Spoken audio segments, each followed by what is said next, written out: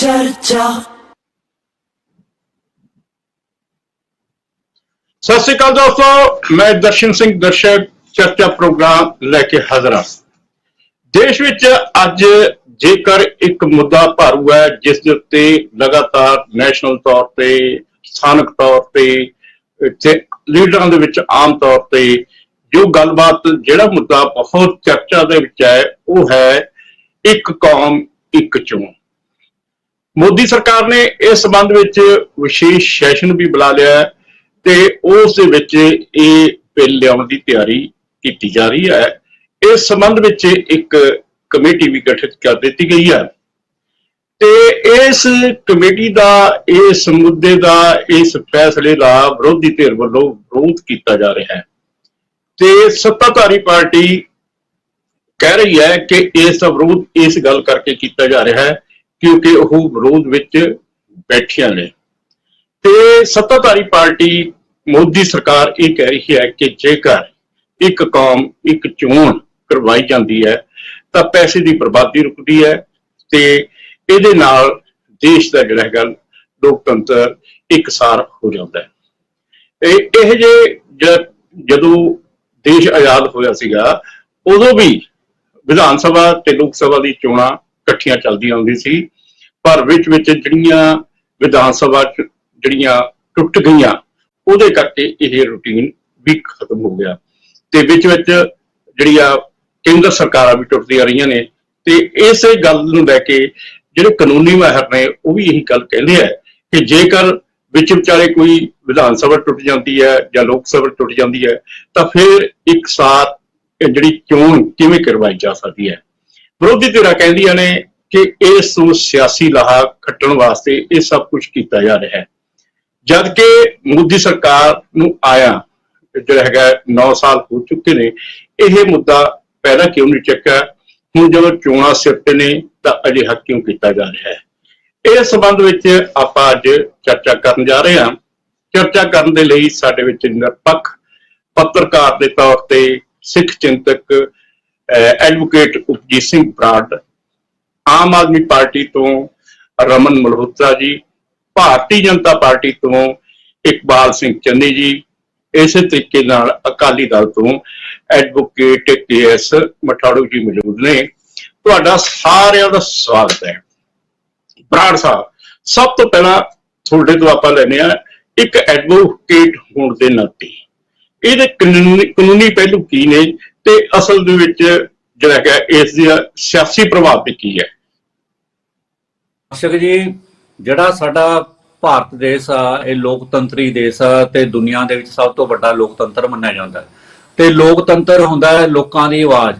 ਜੇਕਰ ਅਸੀਂ ਇਸ ਜਿਹੜਾ ਸੰਦਰਭ ਹੁਣ ਜਿਹੜਾ ਅਡਾਪਟ ਕੀਤਾ ਜਾ ਰਿਹਾ ਹੈ ਮੋਦੀ ਸਰਕਾਰ ਵੱਲੋਂ, ਇਹ ਜਿਹੜਾ ਇਸ ਜਿਹੜਾ ਲੋਕਤੰਤਰ ਦੀ ਆਵਾਜ਼ ਨੂੰ ਇਹ ਦਬਾਉਣ ਦੇ ਤੁੱਲ ਹੋਊਗਾ। ਇਹ ਕਹਿਣ ਦੀਆਂ ਗੱਲਾਂ ਬਹੁਤ ਠੀਕ ਆ ਵੀ ਇੱਥੇ ਇਹਦੇ ਨਾਲ ਪੈਸੇ ਦੀ ਬਚਤ ਹੋਊਗੀ, ਫਲਾਣਾ ਹੋਊਗੀ, ਪਰ ਤੁਸੀਂ ਐਂ ਦੇਖੋ ਵੀ ਜਿੱਥੇ ਇੱਕ ਸਟੇਟ ਦੇ ਵਿੱਚ 4-4 ਵਾਰ ਇੱਕ ਮਹੀਨੇ ਦੇ ਵਿੱਚ ਕਿੰਨਾ ਟਾਈਮ ਦੇ ਵਿੱਚ ਇਲੈਕਸ਼ਨਾਂ ਕਰਵਾਈਆਂ ਜਾਂਦੀਆਂ ਤੇ 4-4 ਸੈਟਾਂ ਦੇ ਵਿੱਚ ਇਲੈਕਸ਼ਨਾਂ ਕਰਾਈਆਂ ਜਾਂਦੀਆਂ, ਉੱਥੇ ਇਹ ਸਿਸਟਮ ਦੇ ਵਿੱਚ ਸਟੇਟ ਦੀਆਂ ਦੇ ਉਹਦੇ 'ਚ ਤਾਂ ਕਿੰਨੀ ਜ਼ਿਆਦਾ ਮਸ਼ੀਨਰੀ ਤੇ ਕਿੰਨਾ ਹੋਊਗਾ ਉਹ ਇੱਕ ਵੱਖਰਾ ਇਸ਼ੂ ਆ।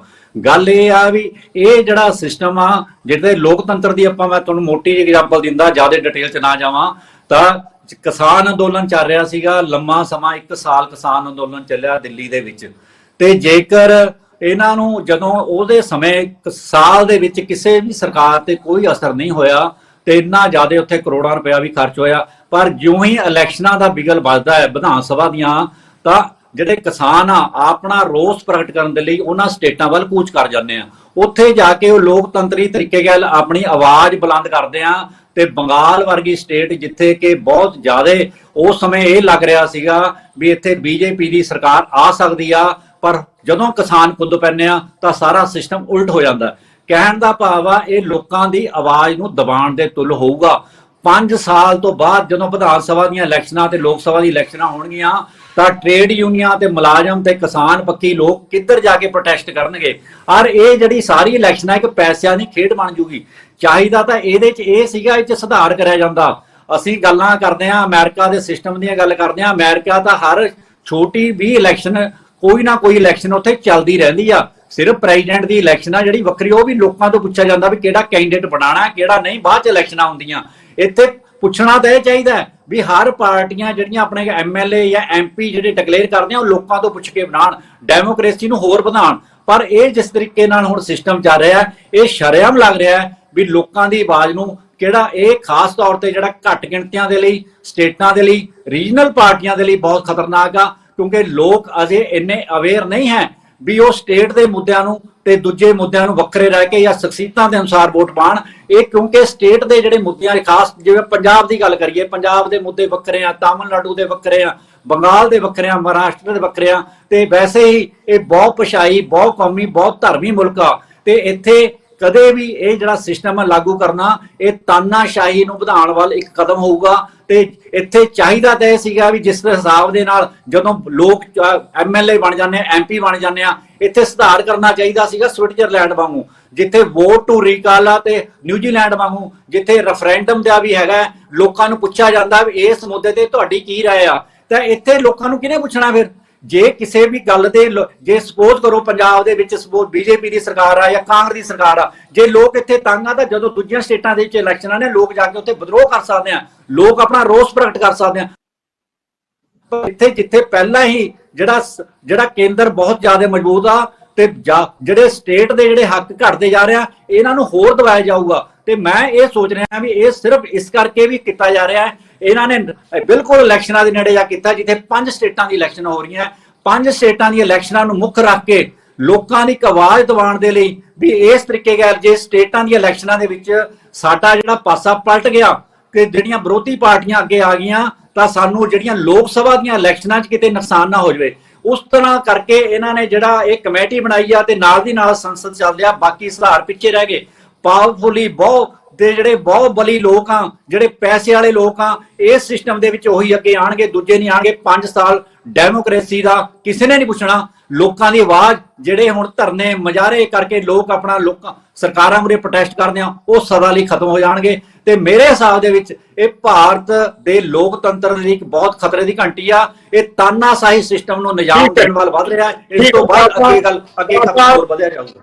ਸਾਹਿਬ ਆਪਾਂ ਚੰਨੀ ਸਾਹਿਬ ਕੋਲ ਪੁੱਛ ਲੈਂਦੇ ਆ, ਇਹਨਾਂ ਦੀ ਸਰਕਾਰ ਕੇਂਦਰ ਦੇ ਵਿੱਚ ਮੌਜੂਦ ਹੈ, ਉਸੇ ਸਰਕਾਰ ਵੱਲੋਂ ਇਹ ਬਿੱਲ ਕੀਤੀ ਜਾ ਰਹੀ ਹੈ। ਚੰਨੀ ਸਾਹਿਬ, ਤੁਸੀਂ ਸੁਣਿਆ ਕਿ ਲੋੜ ਤਾਂ ਹਿੰਦੁਸਤਾਨ ਦੇ ਵਿੱਚ ਲੋਕਤੰਤਰ ਨੂੰ ਵਧਾਉਣ ਦੀ, ਇਹਨੂੰ ਹੋਰ ਲਚਕੀਲਾ ਬਣਾਉਣ ਦੀ ਸੀਗੀ, ਪਰ ਜੇਕਰ ਮੌਜੂਦਾ ਸਰਕਾਰ ਵੱਲੋਂ ਜੋ ਸੋਚਿਆ ਜਾ ਰਿਹਾ ਹੈ, ਜਿਸ ਤਰੀਕੇ ਨਾਲ ਇਹ ਕਿਹਾ ਜਾ ਰਿਹਾ ਕਿ ਇੱਕ ਨੇਸ਼ਨ ਇੱਕ ਜਿਹੜਾ ਹੈਗਾ ਚੋਣ ਕਰਾਉਣ ਦੀ ਜਿਹੜੀ ਤਿਆਰੀ ਕੀਤੀ ਜਾ ਰਹੀ ਹੈ, ਪਹਿਲਾਂ ਵੀ ਚੱਲਦੀ ਸੀਗੀ ਪਰ ਇਹ ਸਫਲ ਨਹੀਂ ਹੋਈ ਹੈਗੀ, ਤੇ ਇਸ ਮਕਸਦ ਕੀ ਹੈ?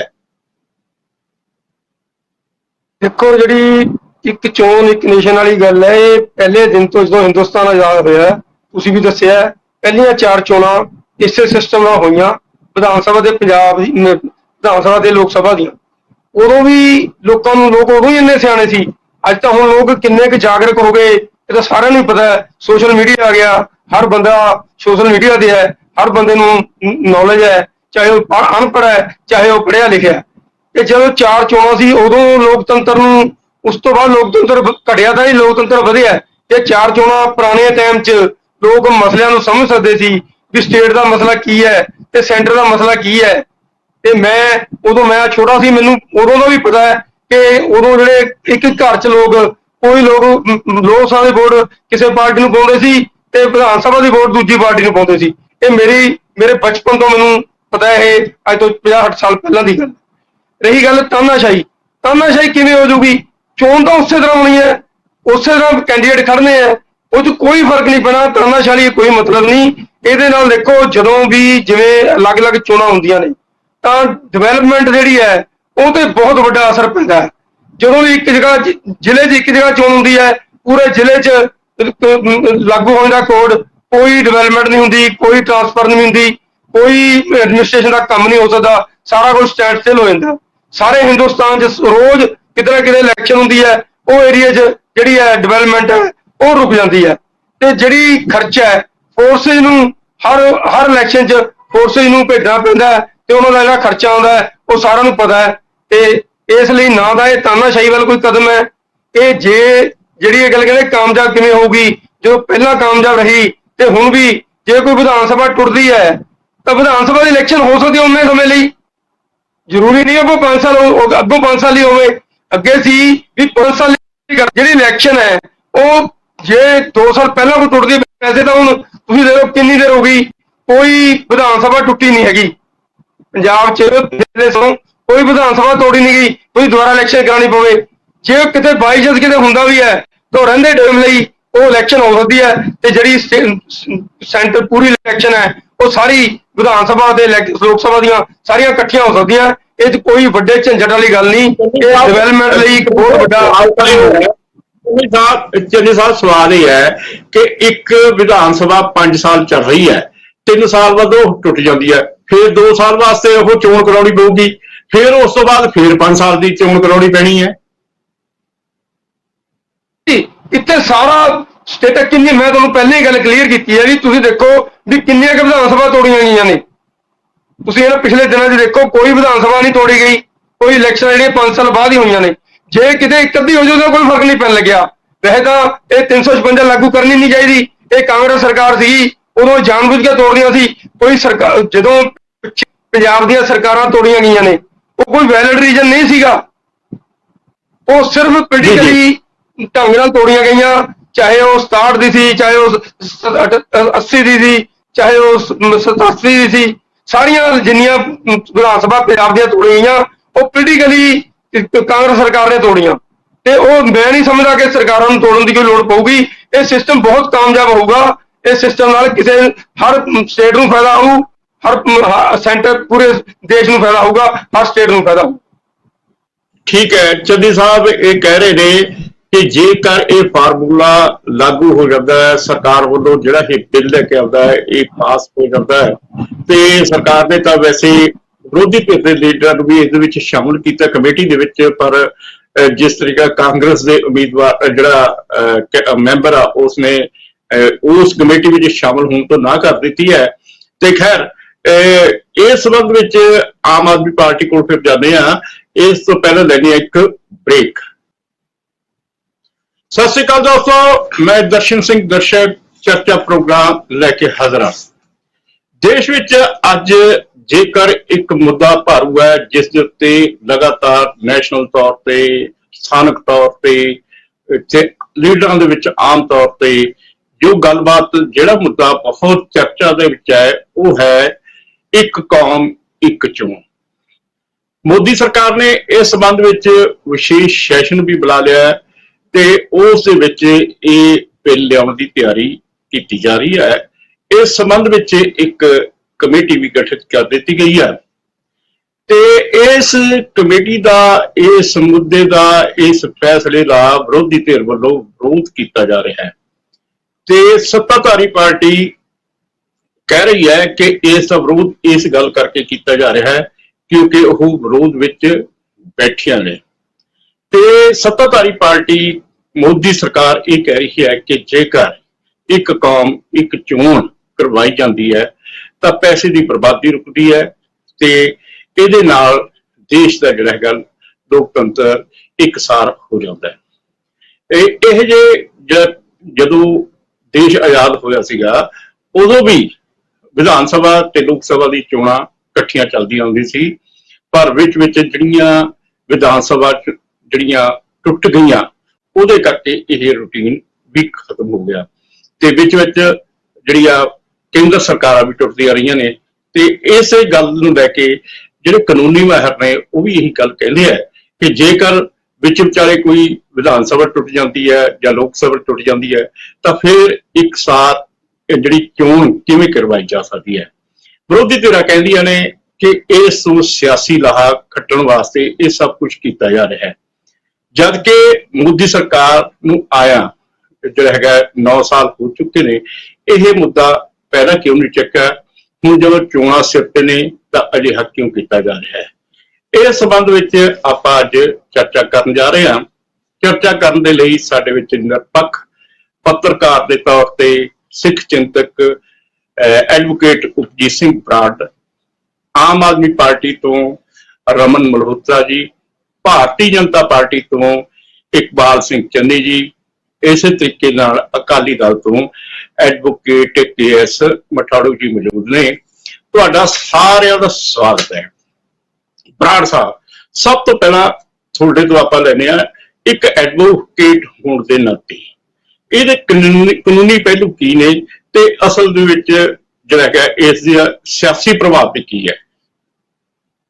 ਦਰਸ਼ਕ ਜੀ, ਜਿਹੜਾ ਸਾਡਾ ਭਾਰਤ ਦੇਸ਼ ਆ ਇਹ ਲੋਕਤੰਤਰੀ ਦੇਸ਼ ਆ ਤੇ ਦੁਨੀਆ ਦੇ ਵਿੱਚ ਸਭ ਤੋਂ ਵੱਡਾ ਲੋਕਤੰਤਰ ਮੰਨਿਆ ਜਾਂਦਾ ਤੇ ਲੋਕਤੰਤਰ ਹੁੰਦਾ ਹੈ ਲੋਕਾਂ ਦੀ ਆਵਾਜ਼।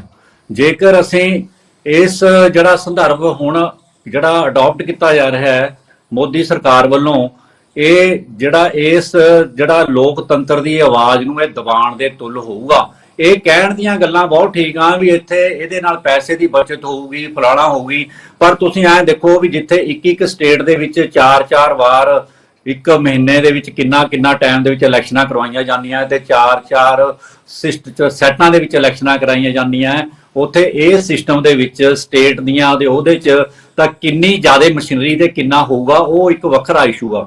ਗੱਲ ਇਹ ਆ ਵੀ ਇਹ ਜਿਹੜਾ ਸਿਸਟਮ ਆ ਜਿਹਦੇ ਲੋਕਤੰਤਰ ਦੀ ਆਪਾਂ ਮੈਂ ਤੁਹਾਨੂੰ ਮੋਟੀ ਜਿਹੀ ਐਗਜ਼ਾਮਪਲ ਦਿੰਦਾ, ਜ਼ਿਆਦਾ ਡਿਟੇਲ 'ਚ ਨਾ ਜਾਵਾਂ, ਤਾਂ ਕਿਸਾਨ ਅੰਦੋਲਨ ਚੱਲ ਰਿਹਾ ਸੀਗਾ ਲੰਮਾ ਸਮਾਂ, 1 ਸਾਲ ਕਿਸਾਨ ਅੰਦੋਲਨ ਚੱਲਿਆ ਦਿੱਲੀ ਦੇ ਵਿੱਚ।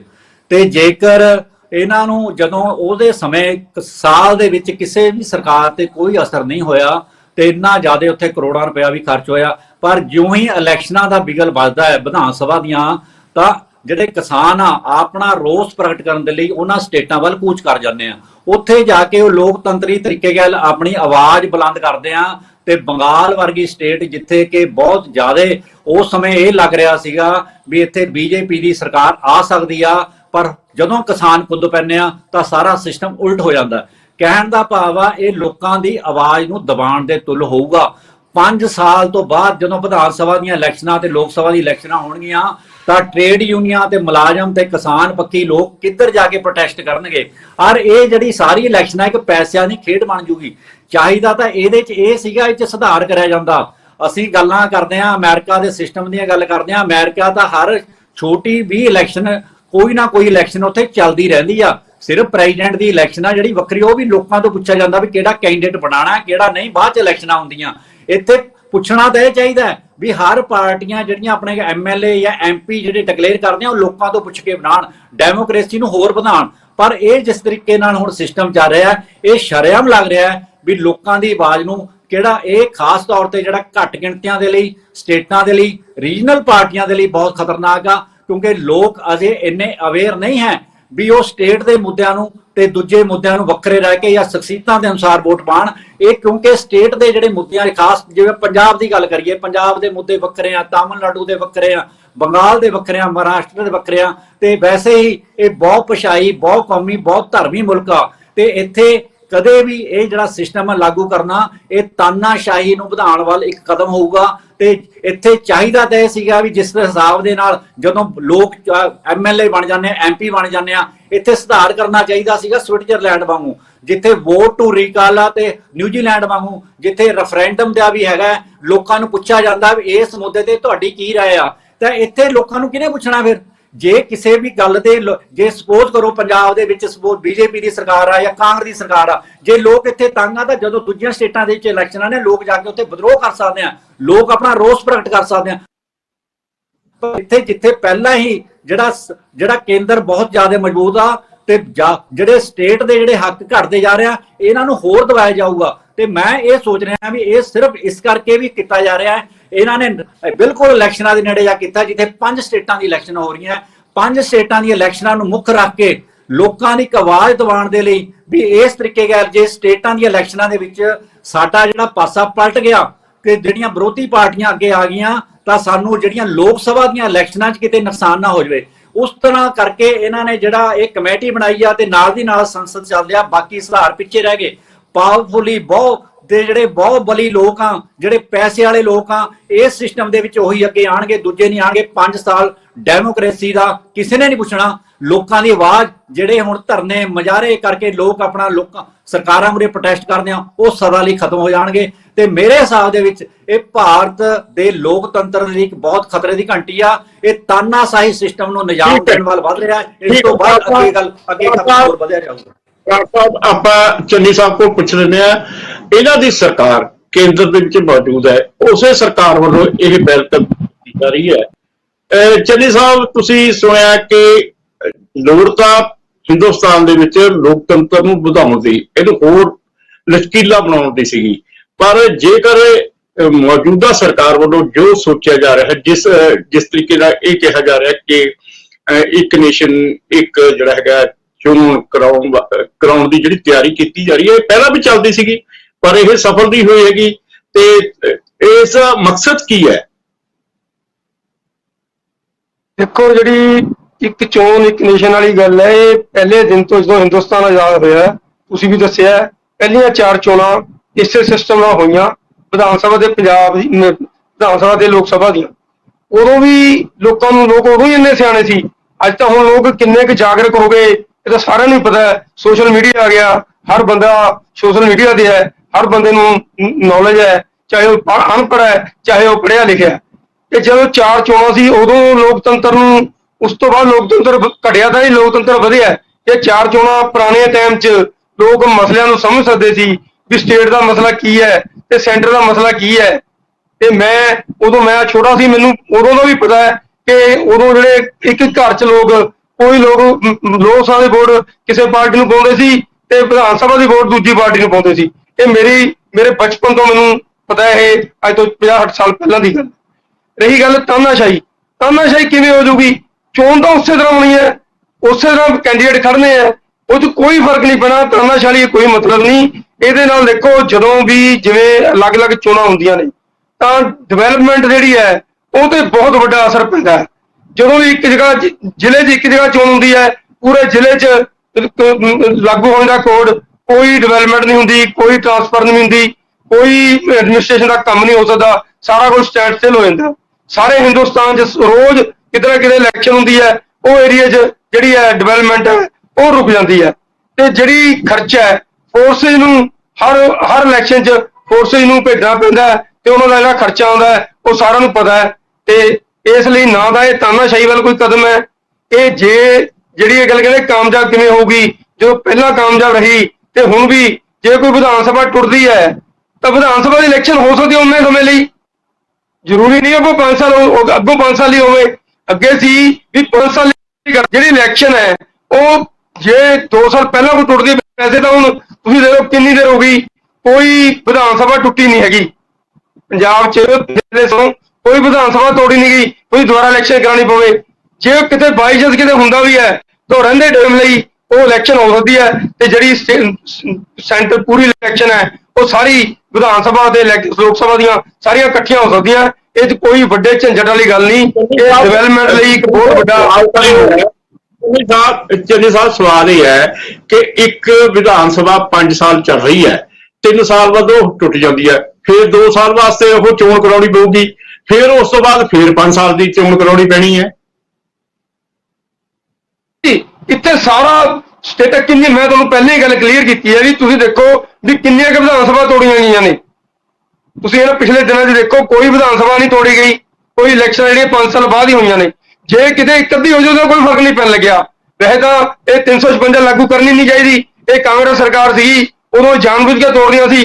ਕੋਈ ਸਰਕਾਰ ਜਦੋਂ ਪੰਜਾਬ ਦੀਆਂ ਸਰਕਾਰਾਂ ਤੋੜੀਆਂ ਗਈਆਂ ਨੇ ਉਹ ਕੋਈ ਵੈਲਿਡ ਰੀਜ਼ਨ ਨਹੀਂ ਸੀਗਾ, ਉਹ ਸਿਰਫ ਪੋਲੀਟੀਕਲੀ ਢੰਗ ਨਾਲ ਤੋੜੀਆਂ ਗਈਆਂ।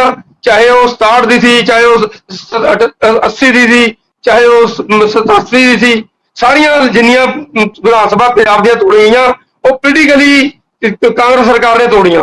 ਤੇ ਉਹ ਮੈਂ ਨਹੀਂ ਸਮਝਦਾ ਕਿ ਸਰਕਾਰਾਂ ਨੂੰ ਤੋੜਨ ਦੀ ਕੋਈ ਲੋੜ ਪਊਗੀ। ਇਹ ਸਿਸਟਮ ਬਹੁਤ ਕਾਮਯਾਬ ਹੋਊਗਾ। ਇਸ ਸਿਸਟਮ ਨਾਲ ਹਰ ਸਟੇਟ ਨੂੰ ਫਾਇਦਾ ਹੋਊ, ਹਰ ਸੈਂਟਰ ਪੂਰੇ ਦੇਸ਼ ਨੂੰ ਫਾਇਦਾ ਹੋਊਗਾ, ਹਰ ਸਟੇਟ ਨੂੰ ਫਾਇਦਾ ਹੋਊ।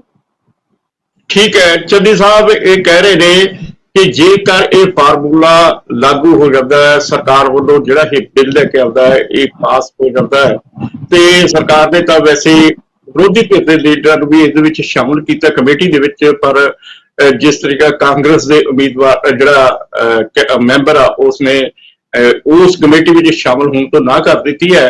ਤੇ ਖੈਰ ਇਸ ਸੰਬੰਧ ਵਿੱਚ ਆਮ ਆਦਮੀ ਪਾਰਟੀ ਕੋਲ ਫਿਰ ਜਾਂਦੇ ਆ। ਇਸ ਤੋਂ ਪਹਿਲਾਂ ਲੈਣੀ ਇੱਕ ਬ੍ਰੇਕ। चर्चा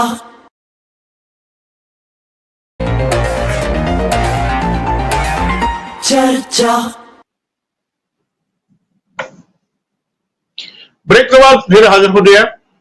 चन्नी साहब कह रहे थे कि जेकर यह फार्मूला लागू हो जाता, जो केंद्र सरकार ਵੱਲੋਂ ਜਿਹੜਾ ਪਹਿਲ ਕਦਮੀ ਕੀਤੀ ਜਾਂਦੀ ਹੈ ਤੇ ਇਸ ਸੰਬੰਧ ਵਿੱਚ ਬਿੱਲ ਬਣ ਜਾਂਦਾ ਤੇ ਇਸ ਦੇ ਨਾਲ ਪੂਰੇ ਹਿੰਦੁਸਤਾਨ ਦੇ ਵਿੱਚ ਜਿਵੇਂ ਕਿਸੇ ਇੱਕ ਥਾਂ ਤੇ ਵਿਧਾਨ ਸਭਾ ਚੋਣ ਹੋ ਰਹੀ ਹੈ ਉੱਥੇ ਚੋਣ ਜ਼ਾਬਤਾ ਲਾਗੂ ਹੋ ਜਾਂਦਾ ਹੈ। ਇਸ ਤਰ੍ਹਾਂ ਦੀਆਂ ਸਮੱਸਿਆਵਾਂ ਤੋਂ ਸਾਨੂੰ ਨਿਜਾਤ ਮਿਲੂਗੀ। ਮਲਹੋਤਰਾ ਜੀ, ਤੁਸੀਂ ਕੀ ਸਮਝਦੇ ਹੋ, ਇਹ ਕੇਂਦਰ ਸਰਕਾਰ ਵੱਲੋਂ ਜਿਹੜਾ ਇਹ ਕਦਮ ਚੁੱਕਿਆ ਜਾ ਰਿਹਾ ਹੈ ਸਹੀ ਹੈ ਜਾਂ ਇਹ ਸਿਆਸਤ ਤੋਂ ਪ੍ਰਭਾਵਿਤ ਹੈ?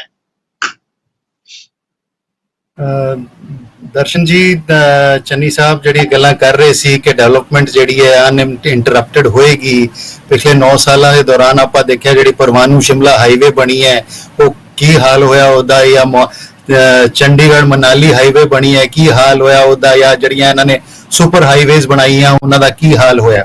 ਫਿਰ ਇਹ ਕਹਿੰਦੇ ਕਿ ਜੀ ਜਿਹੜੀਆਂ ਵਿਧਾਨ ਸਭਾਵਾਂ ਹੈਗੀਆਂ ਉਹ ਡਿਸੋਲਵ ਹੋਈਆਂ, ਟੁੱਟੀਆਂ ਨਹੀਂ। ਹਾਲਾਂਕਿ ਇਹਨਾਂ ਦੇ ਜਿਹੜੇ ਗਵਰਨਰ ਨੇ ਉਹ ਚਿੱਠੀ ਦਾ ਜਵਾਬ ਨਾ ਦੇਣ ਤੇ ਸਰਕਾਰ ਤੋੜਨ ਦੀ ਗੱਲ ਜ਼ਰੂਰ ਕਰਦੇ ਨੇ, ਜਾਂ ਹੋਰ ਜਿਵੇਂ ਅਸੀਂ ਦੇਖਿਆ ਮਹਾਰਾਸ਼ਟਰ 'ਚ ਕਿਵੇਂ ਇਹਨਾਂ ਨੇ ਸਰਕਾਰਾਂ ਤੋੜੀਆਂ ਨੇ ਜਾਂ ਹੋਰਾਂ ਥਾਵਾਂ ਤੇ ਕਿਵੇਂ ਤੋੜਨ ਦੀ ਕੋਸ਼ਿਸ਼ ਕੀਤੀ ਹੈ, ਉਹ ਗੱਲਾਂ ਵੱਖਰੀਆਂ ਹੈਗੀਆਂ। ਚਲੋ ਆਪਾਂ ਅੱਜ ਦੇ ਇਸ਼ੂ ਤੇ ਆਈਏ। ਦੇਖੋ, ਜਦੋਂ ਇਲੈਕਸ਼ਨ ਦਾ ਸਮਾਂ ਹੁੰਦਾ ਨਾ, ਖਾਸ ਕਰਕੇ ਜਿਹੜੀਆਂ ਕੇਂਦਰ ਦੀਆਂ ਇਲੈਕਸ਼ਨ ਦਾ ਸਮਾਂ ਹੁੰਦਾ ਹੈ, ਉਹ ਇੱਕ ਬੜਾ ਹੀ ਬਦਲਾਅ ਵਾਲਾ ਸਮਾਂ ਹੁੰਦਾ ਪੂਰੇ ਦੇਸ਼ ਦੇ ਲਈ, ਟ੍ਰਾਂਜੀਸ਼ਨ ਦਾ ਸਮਾਂ ਹੁੰਦਾ ਹੈਗਾ। ਔਰ ਬਹੁਤ ਜ਼ਿਆਦਾ ਖਾਸ ਕਰ ਉਹ 15 ਕੁ ਦਿਨ ਜਿਹੜੇ ਹੁੰਦੇ ਨੇ ਉਹ ਬੜੇ ਇਨਸਟੇਬਿਲਿਟੀ ਵਾਲੇ ਜਾਂ ਰਿਸਕ ਵਾਲੇ ਉਹ ਦਿਨ ਗਿਣੇ ਜਾਂਦੇ ਨੇ। ਔਰ ਜਦੋਂ ਬਾਕੀ ਦੀਆਂ ਸਟੇਟਸ ਵਿੱਚ ਸਰਕਾਰਾਂ ਹੁੰਦੀਆਂ ਨੇ ਤਾਂ ਉਹ ਕੰਟਰੀਬਿਊਟ ਕਰਦੀਆਂ ਨੇ ਕਿ ਵੀ ਜੇ ਕੋਈ ਹਾਈਜੈਕਿੰਗ ਦਾ ਰਿਸਕ ਹੈਗਾ ਉਸ ਨੂੰ ਕਾਊਂਟਰ ਕਰਦੀਆਂ ਨੇ, ਦੇਸ਼ ਦੇ ਵਿੱਚ ਸਟੇਬਿਲਿਟੀ ਮੇਨਟੇਨ ਰਹਿੰਦੀ ਹੈ ਕਿ ਵੀ ਕਿਧਰੇ ਤਾਂ ਕੋਈ ਸਰਕਾਰਾਂ ਹੈਗੀਆਂ, ਕੁਝ ਕੰਟਰੋਲ ਹੈਗਾ। ਔਰ ਫਿਰ ਅਗਰ ਕੋਈ ਇੰਟਰਨਲ ਜਾਂ ਐਕਸਟਰਨਲ ਐਮਰਜੈਂਸੀ ਹੋ ਜਾਏ ਉਸ ਦੇ ਖਿਲਾਫ ਉਹ ਜਿਹੜੀਆਂ ਗਾਰਡ ਕਰਦੀਆਂ ਹੈਗੀਆਂ। ਪਰ ਜੇ ਜਿਸ ਤਰ੍ਹਾਂ ਭਾਜਪਾ ਕਹਿ ਰਹੀ ਹੈ, ਹੁਣ ਇਹ ਸੋਚਣ ਵਾਲੀ ਗੱਲ ਹੈ ਕਿ ਭਾਜਪਾ ਦਾ ਇਹਦੇ ਵਿੱਚ ਕੀ ਇੰਟਰਸਟ ਹੈਗਾ। ਅਸਲ ਵਿੱਚ ਭਾਜਪਾ ਨੇ ਪਿਛਲੇ 10 ਸਾਲਾਂ 'ਚ ਕੋਈ ਕੰਮ ਨਹੀਂ ਕੀਤਾ। ਜਿਹੜੇ ਵਾਅਦੇ ਇਹਨਾਂ ਨੇ ਲੋਕਾਂ ਨਾਲ ਕੀਤੇ ਸੀ ਕੋਈ ਪੂਰੇ ਨਹੀਂ ਕੀਤੇ। ਲੋਕਾਂ ਦੀ ਜ਼ਿੰਦਗੀ ਹੇਠਾਂ ਹੀ ਗਈ ਹੈ, ਉੱਤੇ ਹੀ ਨਹੀਂ ਗਈ। ਮਹਿੰਗਾਈ ਕਿੰਨੀ ਵੱਧ ਗਈ ਹੈ, ਨੌਕਰੀਆਂ ਦਾ ਬੁਰਾ ਹਾਲ ਹੈ, ਗਰੀਬੀ ਦੀ ਰਾਜਧਾਨੀ ਬਣਿਆ ਹੋਇਆ ਦੇਸ਼, ਔਰ ਵੱਡੇ ਵੱਡੇ ਲੱਖਾਂ ਕਰੋੜਾਂ ਦੇ ਘਪਲੇ ਹੋ ਰਹੇ ਨੇ ਜਿਹੜੇ ਲੋਕਾਂ ਦੇ ਸਾਹਮਣੇ ਨਹੀਂ ਆਣ ਦਿੱਤੇ ਜਾ ਰਹੇ। ਸੋ ਇਹ ਜਿਹੜੇ ਇਹਨਾਂ ਦੀ ਚਾਲ ਹੈਗੀ ਹੈ, ਬਜਾਏ ਇਸ ਦੇ ਕਿ ਦੇਖੋ ਦੇਸ਼ ਦੇ ਲੋਕਾਂ ਨੂੰ ਕੁਝ ਦੇਣ, ਇਹ ਇਸ ਚਾਲ ਤੇ ਚੱਲ ਰਹੇ ਨੇ। ਕਿਉਂਕਿ ਆਪਾਂ ਸਾਰੇ ਜਾਣਦੇ ਹਾਂ ਇਹ ਸੰਵਿਧਾਨ ਨੂੰ ਨਹੀਂ ਮੰਨਦੇ, ਇਹ ਇਲੈਕਸ਼ਨ ਕਮਿਸ਼ਨ ਤੇ ਆਪਣਾ ਕਬਜ਼ਾ ਕਰਨਾ ਚਾਹੁੰਦੇ ਨੇ, ਇਹ ਸੁਪਰੀਮ ਕੋਰਟ ਦੀ ਨਹੀਂ ਮੰਨਦੇ। ਇਲੈਕਸ਼ਨ ਕਮਿਸ਼ਨ ਦਾ ਆਪਾਂ ਦੇਖਿਆ ਹੈ ਨਾ ਕਿ ਇਲੈਕਸ਼ਨ ਕਮਿਸ਼ਨਰ ਨੂੰ, ਚੀਫ ਇਲੈਕਸ਼ਨ ਕਮਿਸ਼ਨਰ ਨੂੰ ਜਿਹੜੀ ਇਲੈਕਟ ਕਰਨ ਵਾਲੀ ਸਿਲੈਕਟ ਹੋਇਆ ਉਸ ਤੋਂ ਸੁਪਰੀਮ ਕੋਰਟ ਦੇ ਚੀਫ ਜਸਟਿਸ ਨੂੰ ਵੀ ਕੱਢਣ ਦੀ ਕੋਸ਼ਿਸ਼ ਕਰ ਰਹੇ ਹੈਗੇ।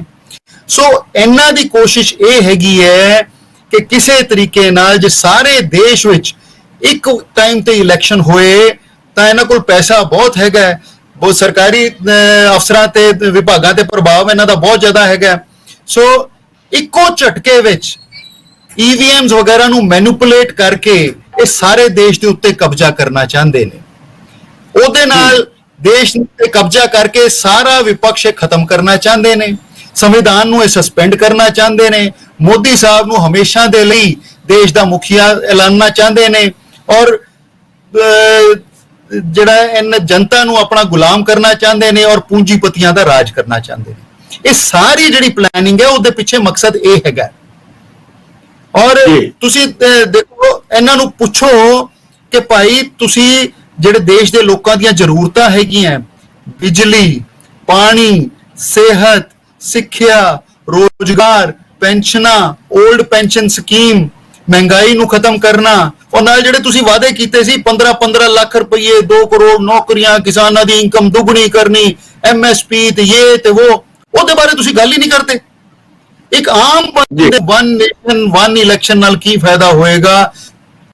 ਕੋਈ ਨਹੀਂ ਹੋਣ ਵਾਲਾ, ਬਲਕਿ ਦੇਸ਼ ਗੁਲਾਮ ਕਰਨ ਦੀ ਇਹ ਸਾਜ਼ਿਸ਼ ਹੈਗੀ ਹੈ ਕਿ ਇੱਕੋ ਝਟਕੇ 'ਚ ਸਾਰਾ ਕੁਝ ਕਰ ਦਿਓ, ਕਿਸੇ ਨੂੰ ਮੌਕਾ ਹੀ ਨਾ ਦਿਓ, ਬਾਅਦ 'ਚ ਦੇਖੀ ਜਾਊਗੀ, ਕੋਈ ਬੋਲ ਹੀ ਨਹੀਂ ਸਕੇਗਾ।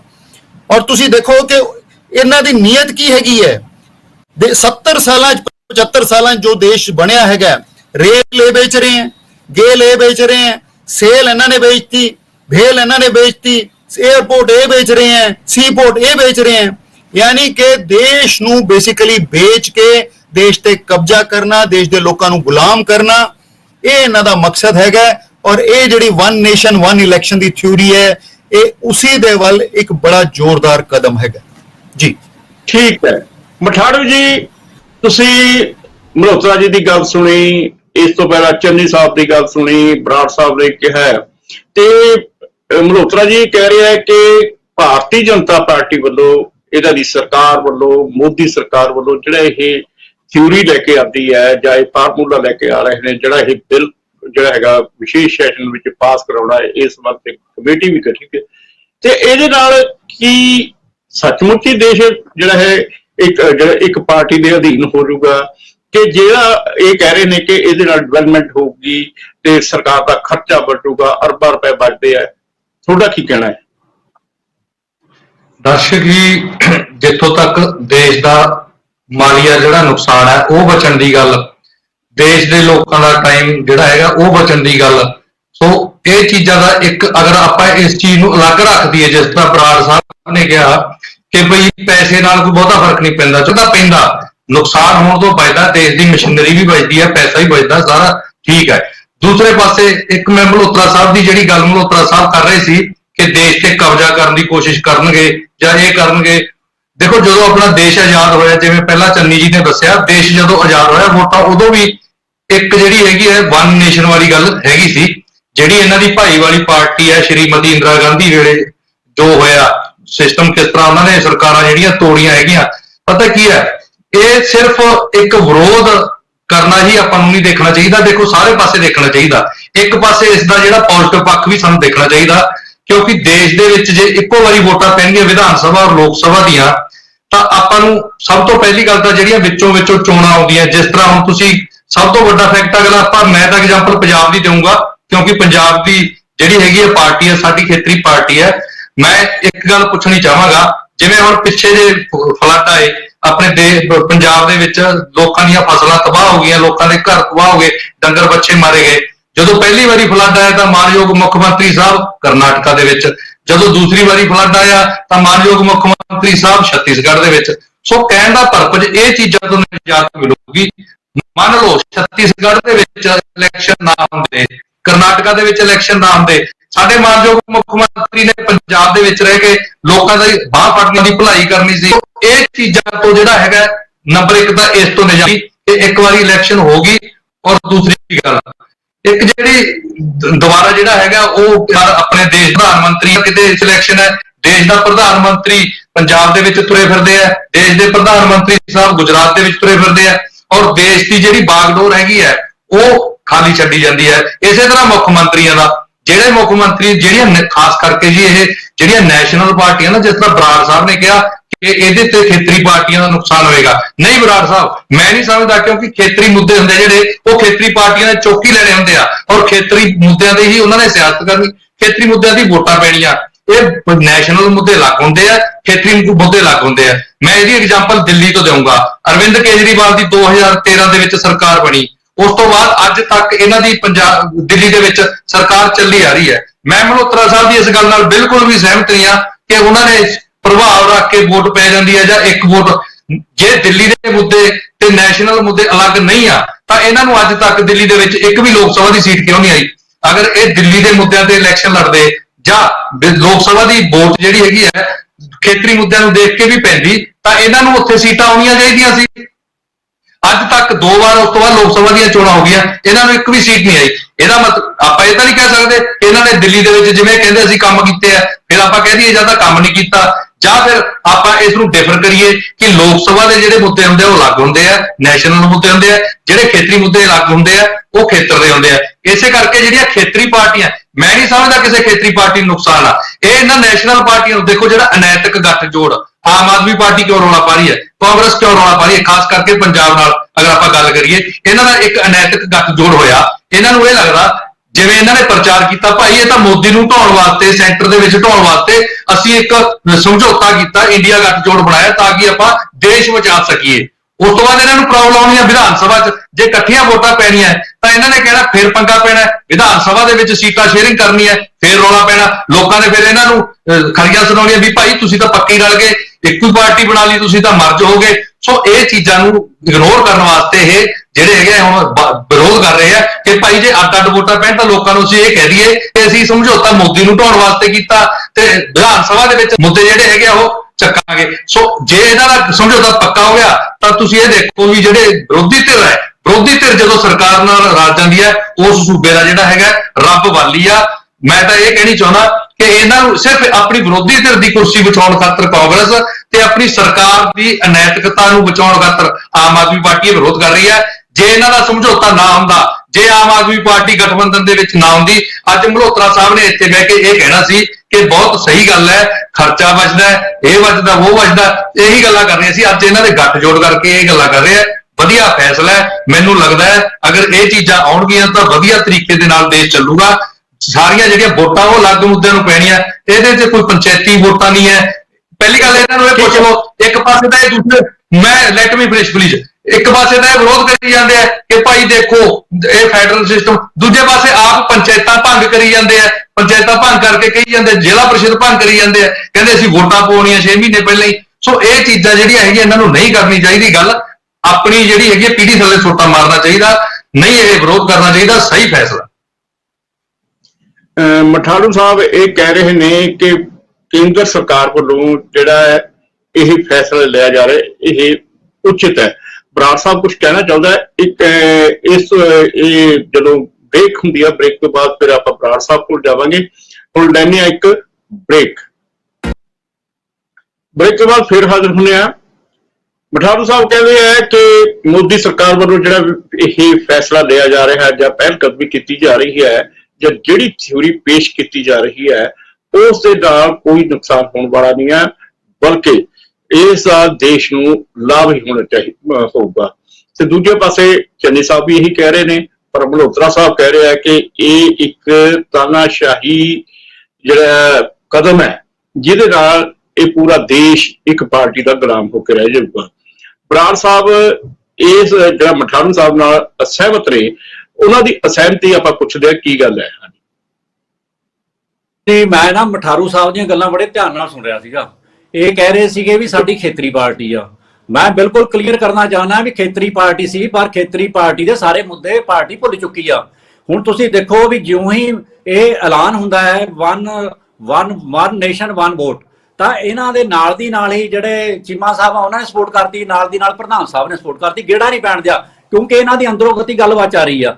ਕਿਸਾਨ ਮੁੱਦੇ ਦੇ ਸਮੇਂ ਵੀ ਇਹ ਪਹਿਲਾਂ ਜਿਹੜੇ ਬੀਬਾ ਹਰਸਿਮਰਤ ਕੌਰ ਸੀਗੇ ਉਹ ਵਿੱਚ ਬੈਠੇ ਸੀਗੇ ਜਦੋਂ ਬਿੱਲ ਪਾਸ ਹੋਇਆ, ਤੇ ਬਿੱਲ ਪਾਸ ਹੋਣ ਤੋਂ ਬਾਅਦ ਕਾਫੀ ਲੰਮਾ ਸਮਾਂ ਇਹ ਬਿੱਲਾਂ ਦੀ ਪੈਰਵੀ ਕਰਦੇ ਰਹੇ, ਕਾਫੀ ਲੰਮਾ। ਜਦੋਂ ਕਿਸਾਨਾਂ ਨੇ ਆਪਣੀ ਐਜੀਟੇਸ਼ਨ ਜ਼ੋਰ ਫੜ ਲਈ ਤਾਂ ਉਸ ਸਮੇਂ ਜਾ ਕੇ ਉਹਨਾਂ ਨੇ ਅਸਤੀਫਾ ਦਿਆ। ਤੇ ਬਾਕੀ ਮੈਂ ਤੁਹਾਨੂੰ ਦੱਸਣਾ ਵੀ ਜੇ ਇਲੈਕਸ਼ਨਾਂ ਦਾ ਇਹ ਸਿਸਟਮ ਹੋ ਗਿਆ ਨਾ ਤਾਂ ਜਿਹੜੇ ਖਾਸ ਤੌਰ ਤੇ ਜਿਹੜੇ ਟ੍ਰੇਡ ਯੂਨੀਅਨ ਕਿਸਾਨ ਉਹਨਾਂ ਨੂੰ ਵਿਦਰੋਹ ਕਰਨ ਦੀ ਦੂਜੀ ਸਟੇਟਾਂ ਜਾਣ ਕੇ ਕਦੇ ਮੌਕਾ ਹੀ ਨਹੀਂ ਮਿਲਣਾ ਹੈਗਾ। ਤੇ ਜਿਹੜੀ ਇਹ ਗੱਲ ਕਰਦੇ ਆ ਵੀ ਇਲੈਕਸ਼ਨਾਂ ਲੱਗੀਆਂ, ਹੁਣ ਤੁਸੀਂ ਹਿਸਾਬ ਲਾ ਲਓ, ਇਹ ਇੰਨੇ ਖੇਤਰੀ ਪਾਰਟੀ ਦੀ ਗੱਲ ਕਰਦੇ ਆ, ਸ਼੍ਰੋਮਣੀ ਗੁਰਦੁਆਰਾ ਪ੍ਰਬੰਧਕ ਕਮੇਟੀ ਦੀ ਜਿਹੜੀਆਂ ਇਲੈਕਸ਼ਨਾਂ ਹੈ ਉਹ 11-12 ਸਾਲ ਤੋਂ ਨਹੀਂ ਹੋਈਆਂ। ਕੀ ਕਦੇ ਇੱਕ ਵਾਰ ਵੀ ਇਹਨਾਂ ਨੇ ਹਾਂ ਦਾ ਨਾਰਾ ਮਾਰਿਆ ਵੀ ਸਾਨੂੰ ਇਲੈਕਸ਼ਨ ਕਰਾ ਲੈਣੀ ਚਾਹੀਦੀ ਆ? ਅੱਜ ਜੇ ਸ਼੍ਰੋਮਣੀ ਗੁਰਦੁਆਰਾ ਪ੍ਰਬੰਧਕ ਕਮੇਟੀ ਦੇ ਮੁੱਦੇ ਖੜੇ ਹੋ ਰਹੇ ਆ ਤੇ ਸੀਐਮ ਨੂੰ ਵੀ ਸੀਐਮ ਸਾਹਿਬ ਨੂੰ ਵਿੱਚ ਦਖਲਅੰਦਾਜ਼ੀ ਕਰਨੀ ਪੈ ਰਹੀ ਆ, ਹੋਰ ਲੋਕਾਂ ਨੂੰ ਬੋਲਣਾ ਪੈ ਰਿਹਾ, ਤੇ ਬਾਕੀ ਬਹੁਤ ਸਾਰੇ ਜਿਹੜੀਆਂ ਕੁਐਸਚਨਿੰਗ 328 ਸਰੂਪਾਂ ਤੋਂ ਲੈ ਕੇ ਬਹੁਤ ਸਾਰੇ ਕੁਐਸਚਨ ਉੱਠਦੇ ਆ। ਉਹਦਾ ਕਾਰਨ ਇਹੀ ਆ ਕਿਉਂਕਿ ਲੰਮੇ ਸਮੇਂ ਤੋਂ ਇਲੈਕਸ਼ਨ ਨਹੀਂ ਹੋਈ ਤੇ ਜਿਹੜੀ ਸੈਂਟਰ ਆ ਉਹ ਇਲੈਕਸ਼ਨ ਨਹੀਂ ਹੋਣ ਦੇ ਰਹੀ। ਇਹਦਾ ਮਤਲਬ ਇਹ ਲੱਗ ਰਿਹਾ ਵੀ ਇਹਨਾਂ ਦੀ ਕਿਤੇ ਨਾ ਕਿਤੇ ਸਹਿਮਤੀ ਆ। ਉਹਨਾਂ ਨੂੰ ਇਹ ਆ ਵੀ ਸਾਡੀ ਜਿਹੜੀ ਇਹ ਸਾਡਾ ਧੀਰਾ ਇੱਧਰ ਇਹ ਖੇਤਰੀ ਆਨੰਦਪੁਰ ਸਾਹਿਬ ਦਾ ਮਤਾ ਭੁੱਲ ਚੁੱਕੇ ਆ, ਵੱਧ ਅਧਿਕਾਰਾਂ ਦੇ ਭੁੱਲ ਚੁੱਕੇ ਆ, ਦੇ ਮੁੱਦੇ ਭੁੱਲ ਚੁੱਕੇ ਆ। ਬਰਾੜ ਸਾਹਿਬ ਆਪਾਂ ਜਿਹੜੇ ਮੁੱਦੇ ਦੇ ਉੱਤੇ ਆਪਾਂ ਗੱਲਬਾਤ ਕਰੀਏ ਜ਼ਿਆਦਾ ਬਿਹਤਰ ਰਹੂਗਾ। ਮੈਂ ਇੱਕ ਗੱਲ ਤੁਹਾਨੂੰ ਹੋਰ ਦੱਸਣੀ ਚਾਹਨਾ, ਮਾੜਾ ਜਿਹਾ ਇੱਕ ਗੱਲ ਇੱਧਰ ਧਿਆਨ ਨਾਲ ਜ਼ਰੂਰ ਸੁਣਿਓ। ਇਹ ਮੈਂ ਤੁਹਾਨੂੰ ਕੁਝ ਦਿਖਾਣਾ ਚਾਹਨਾ ਵੀ ਇਹ ਕਿਵੇਂ ਸਿਸਟਮ ਚੱਲ ਰਿਹਾ, ਇਹ ਤੁਸੀਂ ਜ਼ਰੂਰ ਸੁਣੋ ਜਰਾ। ਪੰਜਾਬ ਹੈ ਜੇ ਇੱਥੇ ਬੇਸ ਤੋਂ ਨੇ ਤਾਕਤ ਖਤਮ ਕਰ ਦਿੱਤੀ ਜਾਏ ਤੇ ਤਾਂ ਖਤਮ ਹੋਗੀ ਜੇ ਬੀਜੇਪੀ ਦਾ ਸੈਂਟਰ ਦਾ ਰੂਲ ਆ ਜਾਏ ਤੇ ਅਸੀਂ ਆਰਮੀ ਤੇ ਬੀਐਸਐਫ ਫੌਜ ਲਾ ਕੇ ਤੇ ਕੇਰਾਂ ਕੁੱਟ ਕੇ ਦਬਾ ਕੇ ਕਰ ਲਈਏ, ਤਾਂ ਨਹੀਂ ਤਾਂ ਸਪਰੈਡ ਕਰੂਗੀ ਪੂਰੀ ਬਿਮਾਰੀ। ਪੂਰੇ ਆ ਜਿਹੜੀ ਵੇਵ ਹੈ ਜਿਹੜੀ ਹੈਗੀ ਸਾਰੀ ਵੇਵ ਕਿਸਾਨੀ ਸੰਘਰਸ਼ ਦੀ ਸਾਰੇ ਹਿੰਦੁਸਤਾਨ ਜਾਊਗੀ। ਤੁਸੀਂ ਦੇਖਿਆ ਹੋਣਾ ਜਿਹੜਾ ਕੈਪਟਨ ਨੇ ਅੱਜ ਹੋਣਗੀਆਂ ਕਿਉਂਕਿ ਕਿਸਾਨ ਜਥੇਬੰਦੀ ਤਾਕਤ ਪੰਜਾਬ ਹੈ। ਜੇ ਇੱਥੇ ਬੇਸ ਤੋਂ ਨਹੀਂ ਤਾਕਤ ਖਤਮ ਕਰ ਦਿੱਤੀ ਜਾਏ। ਸੋ ਮੇਰਾ ਕਹਿਣ ਦਾ ਭਾਵ ਇਹ ਆ ਵੀ ਇਸ ਤਰ੍ਹਾਂ ਦਾ ਸਿਸਟਮ ਚੱਲ ਰਿਹਾ, ਸਾਨੂੰ ਜਿਹੜੇ ਹੁਣ ਘੱਟ ਗਿਣਤੀਆਂ ਦੇ ਜਿਹੜੇ ਮੁੱਦੇ, ਹੁਣ ਮਨੀਪੁਰ ਦਾ ਮੁੱਦਾ ਉਹ ਵਿੱਚੇ ਗੁੰਮ ਹੋ ਚੁੱਕਿਆ। ਕੱਲ ਹੀ ਮੋਦੀ ਸਾਹਿਬ ਨੇ ਇੱਕ ਬਿਆਨ ਦਿਆ ਵੀ ਫਿਰਕੂਵਾਦ, ਜਾਤਵਾਦ, ਖੇਤਰੀਵਾਦ ਦੀ ਤੇ ਜਿਹੜੇ ਇਹ ਇਸ ਤਰ੍ਹਾਂ ਦੀ ਜਿਹੜੀ ਆ ਆਪਸੀ ਲੜਾਈਆਂ, ਇਹਨਾਂ ਦੀ ਦੇਸ਼ ਵਿੱਚ ਕੋਈ ਥਾਂ ਨਹੀਂ ਹੋਣੀ ਚਾਹੀਦੀ। ਬਹੁਤ ਚੰਗੀ ਗੱਲ ਆ, ਪਰ ਉਸੇ ਸਮੇਂ ਇਹ ਖਬਰ ਆ ਰਹੀ ਆ ਵੀ ਜਿਹੜੇ 10 ਕੁੱਕੀ ਪਰਿਵਾਰ ਸੀਗੇ ਮਨੀਪੁਰ ਦੇ ਵਿੱਚੋਂ, ਉਹਨਾਂ ਨੂੰ ਵੀ ਉੱਥੋਂ ਕੱਢ ਕੇ ਕੁੱਕੀ ਵਾਲੇ ਇਲਾਕੇ 'ਚ ਭੇਜਤਾ ਵੀ ਐਥਨਿਕ ਕਲੀਨਜਿੰਗ, ਜਿਹਨੂੰ ਨਸਲੀ ਸਫਾਇਆ ਕਹਿੰਦੇ ਆ।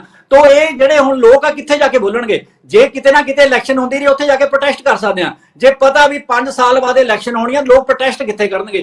ਕਿਤੇ ਨਹੀਂ ਕਰ ਸਕਦੇ, ਆਰਾਮ ਨਾਲ ਘਰ ਬੈਠਣਗੇ। ਅਰੇ ਜਿੱਥੇ ਇਕੱਠੀਆਂ ਇਲੈਕਸ਼ਨ ਹੋਣਗੀਆਂ, ਉੱਥੇ ਪੈਸਾ ਵੀ ਕੰਮ ਕਰੂਗਾ, ਉੱਥੇ ਤਾਕਤ ਵੀ ਕੰਮ ਕਰੂਗੀ, ਉੱਥੇ ਅਫਸਰਸ਼ਾਹੀ ਵੀ ਕੰਮ ਕਰੂਗੀ, ਸਾਰੇ ਮੁੱਦੇ ਕੰਮ ਕਰਨਗੇ। ਤੇ ਜਿਹੜੀ ਡੈਮੋਕ੍ਰੇਸੀ ਅਸਲ 'ਚ ਲੋਕਾਂ ਲਈ ਆ ਵੀ ਲੋਕ ਰਾਜ ਕਰਨਗੇ, ਉਹ ਕਹਾਣੀ ਖਤਮ ਹੋ ਜਾਊਗੀ ਤੇ ਲੋਕ 5 ਸਾਲ ਆਰਾਮ ਨਾਲ ਵੇਟ ਕਰਨਗੇ ਵੀ ਕੀ ਹੋਊਗਾ ਕੀ ਨਹੀਂ ਹੋਊਗਾ। ਸੋ ਇਹ ਜਿਹੜਾ ਸਿਸਟਮ ਆ ਜਿਹੜਾ ਚੱਲ ਰਿਹਾ ਬਿਲਕੁਲ ਸਹੀ ਸੀਗਾ, ਉਹਦੇ 'ਚ ਵੀ ਬੜੀਆਂ ਪ੍ਰੋਬਲਮ, ਇਹਦੇ 'ਚ ਡੈਮੋਕ੍ਰੇਸੀ ਸੁਧਾਰ ਕਰਨ ਦੀ ਲੋੜ ਆ। ਜਿਵੇਂ ਮੈਂ ਕਹਿ ਰਿਹਾ ਸਵਿਟਜ਼ਰਲੈਂਡ ਵਾਂਗੂ, ਨਿਊਜ਼ੀਲੈਂਡ ਵਾਂਗੂ ਸੁਧਾਰ ਕਰਨ ਦੀ ਲੋੜ ਆ, ਅਮਰੀਕਾ ਵਾਂਗੂ ਸੁਧਾਰ ਕਰਨ ਦੀ ਲੋੜ ਆ, ਕੈਨੇਡਾ ਵਾਂਗੂ ਸੁਧਾਰ ਕਰਨ ਦੀ ਲੋੜ ਆ। ਪਰ ਅਸੀਂ ਤਾਂ ਹੋਰੇ ਪਾਸੇ ਵੱਲ ਵਧਣ ਲੱਗੇ। ਸਿਰਫ ਸਾਡਾ ਮਕਸਦ ਇਹ ਰਹਿ ਗਿਆ ਵੀ ਅਸੀਂ ਵੋਟਾਂ ਕਿਵੇਂ ਲੈਣੀਆਂ ਤੇ ਸੱਤਾ ਦੇ ਕਿਵੇਂ ਕਾਬਜ ਹੋਣਾ, 5 ਸਟੇਟਾਂ ਦੀਆਂ ਇਲੈਕਸ਼ਨਾਂ ਨੂੰ ਕਿਵੇਂ ਆਪਣੇ ਹੱਕ 'ਚ ਚੇਂਜ ਕਰਨਾ, ਆਉਣ ਵਾਲੇ ਸਮੇਂ 'ਚ ਕਿਵੇਂ ਚੇਂਜ ਕਰਨਾ। ਇਹ ਬਿਲਕੁਲ ਘੱਟ ਗਿਣਤੀਆਂ ਲਈ ਬਹੁਤ ਖਤਰਨਾਕ ਰੁਝਾਨ ਆ। ਘੱਟ ਗਿਣਤੀਆਂ ਨੂੰ ਅਜੇ ਤੱਕ ਨਾ ਕਾਂਗਰਸ 'ਚ ਇਨਸਾਫ ਮਿਲਿਆ, ਨਾ ਬੀਜੇਪੀ 'ਚ ਇਨਸਾਫ ਮਿਲਿਆ ਤੇ ਨਾ ਹੀ ਮਿਲਣ ਦੀ ਸੰਭਾਵਨਾ ਹੈ। ਤਾਂ ਉੱਥੇ ਜਾ ਕੇ, ਹਾਲਾਂਕਿ ਸਾਡੀ ਜਿਹੜੇ ਜਿਹਨੂੰ ਕਹਿ ਰਹੇ ਆ ਖੇਤਰੀ ਪਾਰਟੀ, ਇਹ ਸਰਕਾਰ ਦੇ ਵੀ ਸ਼ਾਮਲ ਸੀਗੇ, ਇਹ ਵੀ ਇਨਸਾਫ ਨਹੀਂ ਦਵਾ ਸਕੇ। ਇਹ ਸਾਰਾ ਸਿਸਟਮ ਠੀਕ ਹੈ। ਚੰਨੀ ਸਾਹਿਬ, ਤੁਸੀਂ ਹੁਣ ਬਰਾੜ ਸਾਹਿਬ ਦੀ ਗੱਲ ਸੁਣੀ ਹੈ ਕਿ ਉਹਦੇ ਵਿੱਚ ਤਾਂ ਇਹ ਹੈ ਕਿ ਜੇਕਰ ਇਸੇ ਤਰੀਕੇ ਨਾਲ 5-5 ਸਾਲ ਫਿਕਸ ਹੋ ਜਾਣਗੇ ਤਾਂ ਲੋਕਾਂ ਦੀ ਤਾਂ ਗੱਲਬਾਤ ਸੁਣੀ ਨਹੀਂ ਜਾਏ ਕਰੂਗੀ। ਜੇ ਕਿਤੇ ਨੂੰ ਕੋਈ ਦੁੱਖ ਤਕਲੀਫ ਹੈ ਤੇ ਉਹ ਪ੍ਰੋਟੈਸਟ ਕਰਨ ਜੋਗੇ ਨਹੀਂ ਰਹਿ ਜਾਣਗੇ, ਜਿਹਦੇ ਕਾਰਨ ਜਿਹੜਾ ਕੋਈ ਗੱਲ ਹੈ ਉਹ ਹੋ ਜਾਊਗਾ ਵੀ ਮੈਂ ਤਾਂ 5 ਸਾਲ ਚੱਲਣਾ ਹੀ ਚੱਲਣਾ ਹਰ ਹਾਲਤ ਵਿੱਚ। ਨਹੀਂ, ਇਹ ਗੱਲ ਨਹੀਂ। ਮੈਂ ਇਹਨਾਂ ਦੀ ਗੱਲ ਦਾ ਜਵਾਬ ਬਾਅਦ 'ਚ ਦੇਣਾ। ਪਹਿਲਾਂ ਮੈਂ ਮਲਹੋਤਰਾ ਸਾਹਿਬ ਨੇ, ਜਿਵੇਂ ਅੱਜ ਮੈਨੂੰ ਸਮਝ ਨਹੀਂ ਆਈ ਕਿ ਡਿਬੇਟ ਕਰ ਰਹੇ ਸੀ ਕਿ ਰੈਲੀ 'ਚ ਕਿਸੇ ਦੇ ਭਾਸ਼ਣ ਦੇ ਰਹੇ ਸੀ। ਇਹਨਾਂ ਨੇ ਨਾ ਤਾਂ ਡਿਬੇਟ ਦੇ ਮੁੱਦੇ ਤੇ ਕੋਈ ਗੱਲ ਕੀਤੀ ਹੈ, ਨਾ ਉਹਨਾਂ ਨੇ ਇਹ ਕਹੀ ਇਹ ਇਸ਼ੂ ਦਾ ਨੁਕਸਾਨ ਕੀ ਹੈ, ਫਾਇਦਾ ਕੀ ਹੈ। ਇਹ ਸਿਰਫ ਤੇ ਸਿਰਫ ਇਹਨਾਂ ਨੇ ਭਾਜਪਾ ਨੂੰ ਮੁਖਾਲਫਤ ਕਰਨ ਤੋਂ ਸਵਾ ਕੋਈ ਲਫ਼ਜ਼ ਨਹੀਂ ਵਰਤਿਆ। ਜਿਵੇਂ ਰੈਲੀ 'ਚ ਖੜ ਕੇ ਬੰਦਾ ਦੂਜਾ ਭੁੰਦਾ। ਮੈਂ ਇਹ ਬੇਨਤੀ ਕਰਨਾ, ਮੈਂ ਤੁਹਾਨੂੰ ਵੀ ਬੇਨਤੀ ਕਰਦਾ, ਜੇ ਕੋਈ ਬੁਲਾਰਾ ਆਪਣੇ ਰੈਲੀ ਦੇ ਜੂਚ ਦੇ ਹਿਸਾਬ ਨਾਲ ਵਰਤਦਾ ਇਸ ਮੰਚ ਨੂੰ, ਤਾਂ ਤੁਹਾਨੂੰ ਰੋਕਣਾ ਚਾਹੀਦਾ, ਉਹਨੂੰ ਮੁੱਦੇ ਤੇ ਲਿਆਉਣਾ ਚਾਹੀਦਾ। ਮੁੱਦੇ ਦੀ ਇਹਨਾਂ ਨੇ ਕੋਈ ਗੱਲ ਨਹੀਂ, ਤੁਹਾਡੇ ਸਾਹਮਣੇ ਆ। ਤੇ ਰਹੀ ਜਿਹੜਾ ਕੁਝ ਇਹਨਾਂ ਨੇ ਕਿਹਾ, ਇਹ ਆਪ ਉਸ ਚੀਜ਼ ਤੋਂ ਭੱਜੇ ਹੋਏ ਨੇ। ਕਿਹੜੀ ਇਹਨਾਂ ਨੇ ਜਿਹੜੇ ਵਾਅਦੇ ਕੀਤੇ ਆ ਪੂਰੇ ਕੀਤੇ ਆ? ਕਿਹੜੀ ਇਹਨਾਂ ਨੇ 1000 ਰੁਪਏ ਲੇਡੀ ਨੂੰ ਦੇਤਾ? ਕੀ ਇਹਨਾਂ ਨੇ ਜਿਹੜਾ 20,000 ਰੁਪਏ ਕਹਿੰਦੇ ਸੀ ਅਸੀਂ ਬਿਨਾਂ ਗਿਰਦਾਵਰੀ ਤੋਂ ਦੇਵਾਂਗੇ ਹਰ ਬੰਦੇ ਨੂੰ, ਕੀ ਦੇਤਾ ਇਹਨਾਂ ਨੇ? ਆਪ ਪੰਜਾਬ ਨੂੰ ਛੱਡ ਕੇ ਕਦੀ ਹਿਮਾਚਲ 'ਚ, ਕਦੀ ਹਰਿਆਣੇ 'ਚ, ਕਦੀ ਛੱਤੀਸਗੜ੍ਹ 'ਚ, ਹਰ ਜਗ੍ਹਾ ਫਿਰਦੇ ਨੇ। ਪੰਜਾਬ ਦੀ ਕੋਈ ਫਿਕਰ ਨਹੀਂ। ਜਿੰਨਾ ਇਹਨਾਂ ਦੇ ਖਿਲਾਫ ਮੈਂ ਜਿੰਨਾ ਮਰਜ਼ੀ ਬੋਲਾਂ, ਘੰਟਾ ਵੀ ਘੱਟ ਹੈ। ਪਰ ਮੈਂ ਨਹੀਂ ਚਾਹੁੰਦਾ, ਮੈਂ ਮੁੱਦੇ ਤੇ ਗੱਲ ਕਰਨੀ ਚਾਹੁੰਦਾ। ਜਿਵੇਂ ਬਰਾੜ ਸਾਹਿਬ ਨੇ ਕਿਹਾ ਤੇ ਉਹਦਾ ਮੈਂ ਜਵਾਬ ਦੇਣਾ ਵੀ ਜਿਹੜੀ ਇਲੈਕਸ਼ਨ ਹੈ, ਜਦੋਂ ਵਿਧਾਨ ਸਭਾ ਦੀ ਇਲੈਕਸ਼ਨ, ਉਹਦਾ ਇਹ ਨਹੀਂ ਮਤਲਬ ਵੀ 5 ਸਾਲ ਬਾਅਦ ਹੀ ਹੋਊਗੀ। ਜੇ ਉੱਥੇ ਹਾਲਾਤ ਇਹ ਜੇ ਮਾੜੇ ਹੋਣਗੇ ਤਾਂ ਉਹ ਟੁੱਟ ਜੂਗੀ। ਉਹਦੇ ਲਈ ਦੁਬਾਰਾ ਉਹਨੇ ਸਮੇਂ ਦੀ ਦੁਬਾਰਾ ਇਲੈਕਸ਼ਨ ਹੋ ਜੂਗੀ। ਕੋਈ ਕਿਤੇ ਕੋਈ ਬਾਈ ਚਾਂਸ ਹੋਊਗੀ ਨਾ, ਉਹ ਇਹ ਨਹੀਂ ਜੀ ਹਰ 2 ਮਹੀਨੇ ਬਾਅਦ, ਹਰ 4 ਮਹੀਨੇ ਬਾਅਦ, ਹਰ 3 ਮਹੀਨੇ ਬਾਅਦ ਸਾਰੀ ਜਿਹੜੀ ਹੈ ਮਿਨਿਸਟਰੀ ਹੈ ਉਹ ਇਲੈਕਸ਼ਨ 'ਚ ਫਿਰਦੀ ਹੈ। ਜੇ ਕਿਤੇ ਬੇਕਾਬੂ ਹਾਲਾਤ ਹੋਣਗੇ, ਉੱਥੇ ਕਿਤੇ ਹੋ ਜੂਗੀ ਇਲੈਕਸ਼ਨ, ਕੋਈ ਵੱਡੀ ਗੱਲ ਨਹੀਂ। ਉਹਦੇ ਨਾਲ ਸਾਰੇ ਹਿੰਦੁਸਤਾਨ ਨੂੰ ਨੁਕਸਾਨ ਨਹੀਂ ਨਾ ਹੋਣ ਲੱਗਿਆ। ਇਸ ਲਈ ਜਿਹੜਾ ਇਹ ਮਸਲਾ ਹੈ, ਇਹ ਬਹੁਤ ਜ਼ਰੂਰੀ ਹੈ। ਮੈਂ ਇੱਕ ਹੋਰ ਗੱਲ ਦੱਸਣੀ ਚਾਹੁੰਦਾ, ਇਹ ਕੋਈ ਨਵੀਂ ਗੱਲ ਨਹੀਂ। ਇਹ ਜਿਵੇਂ ਤੁਸੀਂ ਪੇਸ਼ ਕੀਤਾ ਜਾ ਰਿਹਾ ਹੈ ਕਿ 5 ਸਟੇਟਾਂ ਦੀ ਇਲੈਕਸ਼ਨ ਕਰਕੇ ਹੋ ਰਿਹਾ ਹੈ, ਇਹ ਭਾਰਤੀ ਜਨਤਾ ਪਾਰਟੀ ਦੇ ਚੋਣ ਮਨੋਰਥ ਪੱਤਰ ਦੇ ਵਿੱਚ, ਸੰਕਲਪ ਪੱਤਰ ਦੇ ਵਿੱਚ ਲਿਖਿਆ ਗਿਆ ਹੋਇਆ ਵੀ ਅਸੀਂ ਵਨ ਨੇਸ਼ਨ ਵਨ ਵੋਟ ਨੂੰ ਲਾਗੂ ਕਰਾਂਗੇ। ਅੱਜ ਇਹ ਪਿੱਛੇ ਤੋਂ ਚੱਲ ਰਿਹਾ ਹੈ, ਇਹ ਸਮਾਂ ਲੱਗ ਰਿਹਾ ਹੈ, ਹੁਣ ਸਮਾਂ ਆਇਆ ਹੈ, ਇਹਨੂੰ ਲਾਗੂ ਕਰਨ ਦੀ ਕੋਸ਼ਿਸ਼ ਕੀਤੀ ਜਾ ਰਹੀ ਹੈ। ਉਹਦੇ ਲਈ ਕਮੇਟੀ ਬਣੀ ਹੈ, ਸਾਰੀਆਂ ਪਾਰਟੀਆਂ ਦੇ ਨੁਮਾਇੰਦੇ ਵਿੱਚ ਲਾਏ ਗਏ ਨੇ। ਜਿਹੜੀਆਂ ਕੋਈ ਕਮੀਆਂ ਪੇਸ਼ੀਆਂ ਨੇ, ਇਹ ਪੇਟੀਆਂ ਜਿਵੇਂ ਇਹ ਬੋਲ ਰਹੇ ਨੇ ਆਪਣੇ ਮਲਹੋਤਰਾ ਸਾਹਿਬ, ਸਭ ਤੋਂ ਪਹਿਲੇ ਨੰਬਰ ਦੇ ਮੈਂਬਰ ਆਮ ਆਦਮੀ ਪਾਰਟੀ ਦਾ ਰਾਘਵ ਚੱਡਾ ਹੈ। ਉੱਥੇ ਗੱਲ ਕਰਨ, ਜੇ ਕੋਈ ਕਮੀ ਪੇਸ਼ੀ ਉੱਥੇ ਦੱਸਣ। ਇੱਥੇ ਵਿਰੋਧ ਕਰਨ ਦੀ ਬਜਾਏ ਇੱਥੇ ਦੱਸਣ ਵੀ ਆਹ ਨੁਕਸਾਨ ਹੈ ਇਸ ਗੱਲ ਦਾ, ਉਹ ਕੋਈ ਨਹੀਂ ਦੱਸਿਆ ਇਹਨਾਂ ਨੇ। ਇਹਨਾਂ ਨੂੰ ਕਹੋ ਵੀ ਰਾਘਵ ਚੱਡਾ ਜੀ ਨੂੰ ਆਪਣੇ ਸੁਝਾਅ ਭੇਜਣ, ਉੱਥੇ ਉਹ ਲਾਗੂ ਕਰਾਉਣ, ਉੱਥੇ ਗੱਲ ਕਰਨ। ਇੱਥੇ ਸਿਰਫ ਵਿਰੋਧ ਕਰਨ ਵਾਲੇ ਵਿਰੋਧ ਨਾ ਕਰਨ ਤੇ ਦੇਸ਼ ਦੇ ਭਲੇ ਲਈ ਗੱਲ ਕਰਨ, ਦੇਸ਼ ਨੂੰ ਪਿੱਛੇ ਖਿੱਚਣ ਵਾਲੀ ਗੱਲ ਨਾ ਕਰਨ। ਇਹ 49 52 67 62 ਜਿਹੜੀਆਂ ਇਲੈਕਸ਼ਨਾਂ ਹੋਈਆਂ ਨੇ ਉਹਦਾ ਦੇਸ਼ ਤਰੱਕੀ 'ਚ ਆਇਆ, ਪਿੱਛੇ ਨਹੀਂ ਗਿਆ। ਤੇ ਹੁਣ ਤੁਸੀਂ ਦੇਸ਼ ਨੂੰ ਤਰੱਕੀ ਵੱਲ ਲਿਆਉਣ ਦੀ ਸਾਥ ਦਿਓ, ਸਿਰਫ ਵਿਰੋਧ ਕਰਨ ਲਈ ਵਿਰੋਧ ਨਾ ਕਰੋ, ਮੇਰੀ ਇਹ ਤੁਹਾਨੂੰ ਬੇਨਤੀ ਹੈ। ਠੀਕ ਹੈ ਮਲਹੋਤਰਾ ਜੀ, ਤੁਹਾਡੇ ਤੇ ਦੋਸ਼ ਲੱਗਿਆ ਕਿ ਤੁਸੀਂ ਮੁੱਦੇ ਤੋਂ ਪਾਸੇ ਚਲੇ ਗਏ, ਇੱਕ ਚੋਣ ਰੈਲੀ ਨੂੰ ਜਿਵੇਂ ਸੰਬੋਧਨ ਕਰਦੇ ਹੋ ਉਸ ਤਰ੍ਹਾਂ ਸੰਬੋਧਨ ਕੀਤਾ। ਤੇ ਦੂਜੀ ਗੱਲ ਇਹ ਹੈ ਕਿ ਇਹ ਜੋ ਮੋਦੀ ਸਰਕਾਰ ਦਾ ਵਿਰੋਧ ਕਰਨ ਵਾਸਤੇ ਵਿਰੋਧ ਕੀਤਾ ਜਾ ਰਿਹਾ, ਅਸਲ ਦੇ ਵਿੱਚ ਜਿਹੜਾ ਇਹ ਬਹੁਤ ਮੁੱਦਾ ਗੰਭੀਰ ਹੈ ਤੇ ਇਸ ਉੱਤੇ ਅਮਲੀ ਰੂਪ ਦੇ ਵਿੱਚ ਇਸੇ ਕੀ ਫਾਇਦੇ ਆ ਉਸ ਨੂੰ ਦੇਖਣ ਦੀ ਕੋਸ਼ਿਸ਼ ਕੀਤੀ ਜਾ ਰਹੀ। ਹਾਂਜੀ ਮਲਹੋਤਰਾ ਜੀ। ਜੀ ਦਰਸ਼ਕ ਸਾਹਿਬ ਦੇਖੋ, ਮੈਂ ਜਾਂ ਚੰਨੀ ਸਾਹਿਬ ਜਾਂ ਮਠਾਰੂ ਸਾਹਿਬ, ਅਸੀਂ ਤਾਂ ਪੋਲੀਟੀਕਲ ਪਾਰਟੀਆਂ ਤੋਂ ਹੈਗੇ ਆ, ਅਸੀਂ ਤਾਂ ਆਪਣੇ ਮਤਲਬ ਦੀ ਗੱਲ ਕਰ ਸਕਦੇ ਆ, ਪਰ ਬਰਾੜ ਸਾਹਿਬ ਤਾਂ ਨਿਰਪੱਖ ਨੇ, ਠੀਕ ਹੈ। ਸੋ ਉਹਨਾਂ ਦਾ ਜਿਹੜਾ ਵਿਊ ਹੈ ਬਹੁਤ ਮਾਇਨੇ ਰੱਖਦਾ ਹੈਗਾ, ਔਰ ਮੈਂ ਉਹਨਾਂ ਦੇ ਵਿਊ ਨਾਲ ਪੂਰੀ ਤਰ੍ਹਾਂ ਸਹਿਮਤ ਹੈਗਾ। ਔਰ ਜਿੱਥੇ ਤੱਕ ਗੱਲ ਰਹੀ ਅਕਾਲੀ ਦਲ ਦੀ, ਦੇਖੋ ਇਹਨਾਂ ਦੇ ਤਾਂ ਇਹ ਤਾਂ ਤਰਲੋ ਮੱਛੀ ਹੋਏ ਪਿਆ ਵੀ ਕਿਸੇ ਤਰ੍ਹਾਂ ਭਾਜਪਾ ਜਿਹੜੀ ਹੈ ਇਹਨਾਂ ਨੂੰ ਗਲੇ ਲਗਾਵੇ। ਹਾਲਾਂਕਿ ਅੰਦਰ ਖਾਤੇ ਅਜੇ ਵੀ ਮਿਲੇ ਹੋਏ ਆ। ਤੁਸੀਂ ਦੇਖੋ 11 ਸਾਲ ਤੋਂ ਐਸਜੀਪੀਸੀ ਦੀਆਂ ਇਲੈਕਸ਼ਨਾਂ ਹੀ ਨਹੀਂ ਕਰਵਾਈਆਂ ਗਈਆਂ, ਕਿਧਰੇ ਨਾ ਕਿਧਰੇ ਤਾਂ ਬੀਜੇਪੀ ਇਹਨਾਂ ਦਾ ਸਾਥ ਦੇ ਰਹੀ ਹੈਗੀ ਹੈ। ਔਰ ਕਿਸਾਨ ਅੰਦੋਲਨ ਤੋਂ ਪਹਿਲਾਂ ਵੀ ਜਿਵੇਂ ਬਰਾੜ ਸਾਹਿਬ ਨੇ ਕਿਹਾ, ਇਹ ਤਾਂ ਇਹਨਾਂ ਨੂੰ ਸਮਝਾਇਆ ਚੰਗੀ ਤਰ੍ਹਾਂ, ਤਾਂ ਫਿਰ ਇਹਨਾਂ ਨੇ ਉਹਨਾਂ ਦਾ ਸਾਥ ਛੱਡਿਆ, ਨਹੀਂ ਤਾਂ ਕਿਤੋਂ ਛੱਡਣ ਵਾਲੇ ਸੀਗੇ। ਔਰ ਤਾਂ ਹੀ ਇਹ ਇੱਕਦਮ ਉਹਨਾਂ ਦਾ ਸਪੋਰਟ ਕਰ ਰਹੇ ਹੈਗੇ ਆ। ਔਰ ਜਿੱਥੇ ਤੱਕ ਰਹੀ ਦੇਖੋ ਬੀਜੇਪੀ ਦੀ ਗੱਲ, ਆਪਾਂ ਸਾਰਿਆਂ ਨੂੰ ਪਤਾ ਹੈ ਕਿ ਜਦੋਂ ਵੀ ਅਤੀਤ ਦੇ ਵਿੱਚ ਈਵੀਐਮ 'ਚ ਗੜਬੜ ਪਾਈ ਗਈ, ਹਮੇਸ਼ਾ ਬੀਜੇਪੀ ਦੇ ਹੱਕ ਵਿੱਚ ਉਹ ਗੜਬੜ ਸੀਗੀ। ਔਰ ਜਦੋਂ ਵੀ ਕਿਸੇ ਨੇ ਉਹਨੂੰ ਚੈਲੰਜ ਕੀਤਾ ਤਾਂ ਇਲੈਕਸ਼ਨ ਕਮਿਸ਼ਨ ਨੇ ਕਿਸੇ ਨੂੰ ਹੱਥ ਤੱਕ ਨਹੀਂ ਲਾਣ ਦਿੱਤਾ ਈਵੀਐਮ ਨੂੰ। ਜੇ ਭਾਈ ਕੋਈ ਚੀਜ਼ ਪਹਿਲਾਂ ਤੋਂ ਹੀ ਕਿਸੇ ਨੇ ਉਸ ਵਿੱਚ ਫਿੱਟ ਕੀਤੀ ਹੋਈ ਹੈ ਤਾਂ ਦੂਰ ਬਹਿ ਕੇ ਬੰਦਾ ਉਹਨੂੰ ਕਿਵੇਂ ਮੈਨੂਪੂਲੇਟ ਕਰ ਸਕਦਾ ਹੈ, ਕਿਵੇਂ ਦੱਸ ਸਕਦਾ ਵੀ ਉਸ 'ਚ ਕੀ ਹੈਗਾ। ਔਰ ਤੁਸੀਂ ਇਹ ਦੇਖੋ ਕਿ ਜੋ ਇਸ ਟਾਈਮ ਭਾਜਪਾ ਦਾ ਹਾਲ ਹੈਗਾ ਔਰ ਲੋਕਾਂ ਦੇ ਵਿੱਚ ਉਹਦਾ ਅਕਸ ਹੈਗਾ, ਚਾਹੇ ਤੁਸੀਂ ਬੇਟੀ ਬਚਾਓ ਬੇਟੀ ਪੜਾਓ ਵਾਲੀ ਗੱਲ ਲੈ ਲਓ, ਕੀ ਹਾਲ ਕੀਤਾ ਇਹਨਾਂ ਨੇ ਸਾਡੀਆਂ ਪਹਿਲਵਾਨ ਬੇਟੀਆਂ ਦਾ, ਕੀ ਹਾਲ ਕੀਤਾ ਔਰਤਾਂ ਦਾ ਮਨੀਪੁਰ ਦੇ ਵਿੱਚ, ਇੱਥੇ ਗੁੜਗਾਉਂ ਵਿੱਚ ਕੀ ਹੋਇਆ। ਸੋ ਇਹ ਤਾਂ ਹਜੇ ਇੱਕ ਟ੍ਰੇਲਰ ਹੈਗਾ ਔਰ ਇਹ ਜਿਹੜੀ ਹੈ ਇੱਕ ਬੜੀ ਵੱਡੀ ਸਾਜ਼ਿਸ਼ ਹੈਗੀ ਹੈ। ਸਾਰੇ ਦੇਸ਼ ਨੂੰ ਜਿਹੜਾ ਇਸ ਦੇ ਪ੍ਰਤੀ ਚਿੰਤਾ ਹੋਣੀ ਚਾਹੀਦੀ ਹੈ। ਵਨ ਨੇਸ਼ਨ ਵਨ ਇਲੈਕਸ਼ਨ ਜਿਹੜੀ ਹੈ ਬਹੁਤ ਵੱਡਾ ਖਤਰਾ ਹੈ ਦੇਸ਼ ਦੇ ਲੋਕਤੰਤਰ ਦੇ ਲਈ, ਦੇਸ਼ ਦੇ ਸੰਘੀ ਢਾਂਚੇ ਦੇ ਲਈ, ਦੇਸ਼ ਦੀ ਆਜ਼ਾਦੀ ਦੇ ਲਈ। ਮੈਂ ਸਭ ਨੂੰ ਬੇਨਤੀ ਕਰਾਂਗਾ, ਕਿਰਪਾ ਕਰਕੇ ਇਸ ਦੇ ਖਿਲਾਫ ਆਵਾਜ਼ ਬੁਲੰਦ ਕਰੋ ਜੀ। ਠੀਕ ਹੈ ਜੀ ਮਠਾਰੂ ਸਾਹਿਬ, ਤੁਸੀਂ ਇੱਕ ਵਾਰ ਫੇਰ ਜਿਹੜਾ ਹੈਗਾ ਜਿਸ ਤਰੀਕੇ ਦੇ ਨਾਲ ਚੰਨੀ ਸਾਹਿਬ ਕਹਿ ਰਹੇ ਨੇ ਜਾਂ ਮਲਹੋਤਰਾ ਸਾਹਿਬ ਕਹਿ ਰਹੇ ਵੀ ਇਹ ਤਾਂ ਲੋਕਤੰਤਰ ਵਾਸਤੇ ਬਹੁਤ ਵੱਡਾ ਖਤਰਾ ਹੈ, ਪਰ ਤੁਸੀਂ ਕਹਿ ਰਹੇ ਹੋ ਵੀ ਇਹਦੇ ਨਾਲ ਕੋਈ ਲੋਕਤੰਤਰ ਨੂੰ ਖਤਰਾ ਪੈਦਾ ਹੋਣ ਵਾਲਾ ਨਹੀਂ ਹੈ। ਤੇ ਦੂਜੇ ਪਾਸੇ ਇਹ ਕਹਿ ਰਹੇ ਹੈ ਕਿ ਮਲਹੋਤਰਾ ਸਾਹਿਬ ਇਹ ਕਹਿ ਰਹੇ ਨੇ ਕਿ ਤੁਸੀਂ ਤਾਂ ਬੜੇ ਤਰਲੋ ਮੱਛੀ ਹੋਏ ਹੋ ਭਾਰਤੀ ਜਨਤਾ ਪਾਰਟੀ ਦੇ ਨਾਲ ਜੱਫੀ ਪਾਉਣ ਦੇ ਲਈ, ਤਾਂ ਹੀ ਇਸ ਦਾ ਤੁਸੀਂ ਸਮਰਥਨ ਕਰ ਰਹੇ ਹੋ। ਮੈਂ ਆਪਣਾ ਦਰਸ਼ਕ ਜੀ, ਮੈਨੂੰ ਨਾ ਆਮ ਆਦਮੀ ਪਾਰਟੀ ਤੇ ਉਹਨਾਂ ਦੇ ਬੁਲਾਰਿਆਂ ਤੇ ਨਾ ਕਈ ਦਿਨਾਂ ਤੋਂ ਬੜਾ ਤਰਸ ਆ ਰਿਹਾ। ਇਹ ਵਿਚਾਰੇ ਨਾ ਬੜੇ ਫਸੇ ਮਹਿਸੂਸ ਕਰ ਰਹੇ ਆ ਨਿਊਜ਼ ਚੈਨਲਾਂ ਦੇ ਉੱਪਰ। ਮੈਂ ਸਾਰੇ ਦੇਖਦਾ, ਮਿੱਤਰ ਨੇ ਸਾਡੇ ਵੀ, ਕੋਈ ਗੱਲ ਨਹੀਂ, ਭਰਾ ਨੇ ਵੱਡੇ। ਮੈਂ ਇੱਕ ਗੱਲ ਦੇਖੋ, ਨਾ ਤਾਂ ਸ਼੍ਰੋਮਣੀ ਅਕਾਲੀ ਦਲ ਨੇ ਕੋਈ ਸਮਝੌਤੇ ਦੀ ਅੱਜ ਤੱਕ ਗੱਲ ਕੀਤੀ ਆ, ਨਾ ਕਿਸੇ ਭਾਰਤੀ ਜਨਤਾ ਪਾਰਟੀ ਦੇ ਕਿਸੇ ਅਧਿਕਾਰਤ ਬੰਦੇ ਨੇ ਕੋਈ ਸਮਝੌਤੇ ਦੀ ਗੱਲ ਕੀਤੀ। ਸਾਡੀ ਕੋਈ ਗੱਲ ਨਹੀਂ। ਅਸੀਂ ਬੀਜੇਪੀ ਦੀਆਂ ਕੁਝ ਜਿਹੜੀਆਂ ਫੈਡਰਲ ਸਿਸਟਮ ਨੂੰ ਜਾਂ ਪੰਜਾਬ ਦੇ ਵਿਰੁੱਧ ਕੋਈ ਗੱਲਾਂ ਆਉਂਦੀਆਂ, ਅਸੀਂ ਡਟ ਕੇ ਵਿਰੋਧ ਕਰਦੇ ਹਾਂ। ਚਾਹੇ ਕੋਈ ਵੀ ਮੁੱਦਾ ਹੋਵੇ, ਭਾਰਤੀ ਜਨਤਾ ਪਾਰਟੀ ਜਦੋਂ ਕੋਈ ਸਰਕਾਰ ਕੇਂਦਰ ਦੀ ਪੰਜਾਬ ਤੇ ਕੋਈ ਹਮਲਾ ਕਰਦੀ, ਡਟ ਕੇ ਵਿਰੋਧ ਕਰਦੇ ਆ। ਪਰੰਤੂ ਫਿਰ ਇਹ ਕਹਿੰਦੇ ਤਰਲੋ ਮੱਛੀ ਹੋਏ ਪਏ ਆ। ਮੈਨੂੰ ਇਹ ਆਪ ਜਮਾਂ ਹੀ ਪਤੰਦਰ ਸੋਚਦੇ ਨਹੀਂ ਆ। ਤੁਸੀਂ ਤਾਂ ਗੱਠਜੋੜ ਕਰ ਚੁੱਕੇ ਹੋ, ਤੁਹਾਡਾ ਗੱਠਜੋੜ ਤਾਂ ਆਲਰੇਡੀ ਡਿਕਲੇਅਰ ਹੋ ਚੁੱਕਿਆ, ਜੱਫੀਆਂ ਪਾ ਚੁੱਕੇ ਹੋ। ਔਰ ਮੈਨੂੰ ਤਰਸ ਆਉਂਦਾ ਸਾਡੇ ਮਾਨਯੋਗ ਮੁੱਖ ਮੰਤਰੀ ਦੇ।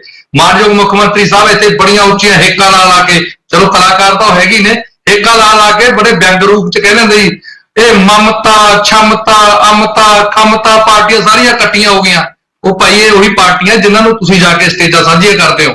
ਤੇ ਮੈਂ ਹੈਰਾਨ ਆ, ਆਮ ਆਦਮੀ ਪਾਰਟੀ ਦੀ ਸਰਕਾਰ ਹੈ ਤੇ ਕਾਂਗਰਸ ਵਾਲੇ ਵਿਚਾਰੇ ਇੱਥੇ ਤਰਲੋ ਮੱਛੀ ਤਾਂ ਉਹ ਹੋਏ ਪਏ ਆ, ਕਦੇ ਦਿੱਲੀ ਜਾਂਦੇ ਆ, ਕਦੇ ਉੱਥੇ ਜਾਂਦੇ ਆ। ਤਰਲੋ ਮੱਛੀ ਤੁਹਾਡੇ ਚੀਮਾ ਸਾਹਿਬ ਹੋਏ ਹੋਏ ਆ, ਜਿਹੜੇ ਕਹਿੰਦੇ ਭਾਈ ਅਸੀਂ ਛੋਟੀਆਂ ਗੱਲਾਂ ਨੂੰ ਭੁਲਾ ਕੇ, ਮਤਲਬ ਪੰਜਾਬ ਦੇ ਮੁੱਦਿਆਂ ਨੂੰ ਭੁਲਾ ਕੇ, ਪੰਜਾਬ ਦੀਆਂ ਗੱਲਾਂ ਨੂੰ ਭੁਲਾ ਕੇ ਅਸੀਂ ਇਹਨਾਂ ਨਾਲ ਸਮਝੌਤਾ ਇਸ ਕਰਕੇ ਕੀਤਾ, ਉਸ ਪਾਰਟੀ ਨਾਲ ਕੀਤਾ ਜਿਸ ਨੇ ਪੰਜਾਬ ਦੇ ਉੱਪਰ ਟੈਂਕਾਂ ਤੋਪਾਂ ਨਾਲ ਸ਼੍ਰੀ ਅਕਾਲ ਤਖਤ ਸਾਹਿਬ ਦੇ ਢਹਿ ਢੇਰੀ ਕੀਤਾ, ਪੰਜਾਬ ਦੀ ਇੱਕ ਨਸਲ ਮਾਰਤੀ, ਔਰ 10 ਸਾਲਾਂ ਦੇ ਵਿੱਚ ਮਾਝੇ ਦੇ ਵਿੱਚ ਜੰਨ ਨਹੀਂ ਚੜੀ, ਉੱਥੇ ਦੇ ਜਵਾਨੀ ਜਿਹੜੀ ਖਤਮ ਕਰਤੀ ਮਾਝੇ ਦੇ 10 ਸਾਲ ਜੰਨ ਨਹੀਂ ਚੜੀ। ਉਸ ਪਾਰਟੀ ਨੂੰ ਤੁਸੀਂ ਕਲੀਅਰ ਸਰਟੀਫਿਕੇਟ ਦਿੱਤਾ, ਕਲੀਅਰੈਂਸ ਦਿੱਤਾ, ਜੱਫੀਆਂ ਪਾ ਲਈਆਂ ਤੇ ਬਹਾਨਾ ਕੀ ਲਾਇਆ?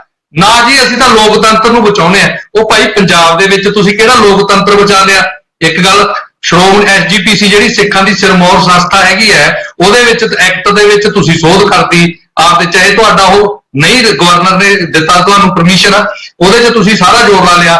ਕਕਾਰਾਂ ਦੇ ਉੱਪਰ, ਕੇਸਾਂ ਦੇ ਉੱਪਰ, ਦਾੜਿਆਂ ਦੇ ਉੱਪਰ ਤੁਸੀਂ ਟੀਕਾ ਟਿੱਪਣੀਆਂ, ਤੁਹਾਡੇ ਮੁੱਖ ਮੰਤਰੀ ਨੇ ਵਿਧਾਨ ਸਭਾ 'ਚ ਸ਼ਰਮਨਾਕ ਹਰਕਤ ਕੀਤੀ। ਸੋ ਇਹ ਚੀਜ਼ਾਂ ਜਿਹੜੀਆਂ ਪੰਜਾਬ ਦੇ ਲੋਕ ਡੁੱਬ ਕੇ ਮਰ ਗਏ, ਤੁਸੀਂ ਨਸ਼ੇ 'ਚ ਪੰਜਾਬ ਰੁੜ ਗਿਆ, ਰੋਜ਼ 5-7 ਮੁੰਡੇ ਜਿਹੜੇ ਨਸ਼ੇ ਨਾਲ ਮਰੀ ਜਾਂਦੇ ਆ। ਤੇ ਪੰਜਾਬ ਦੀ ਹਾਲਾਤ ਕੀ ਹੈ?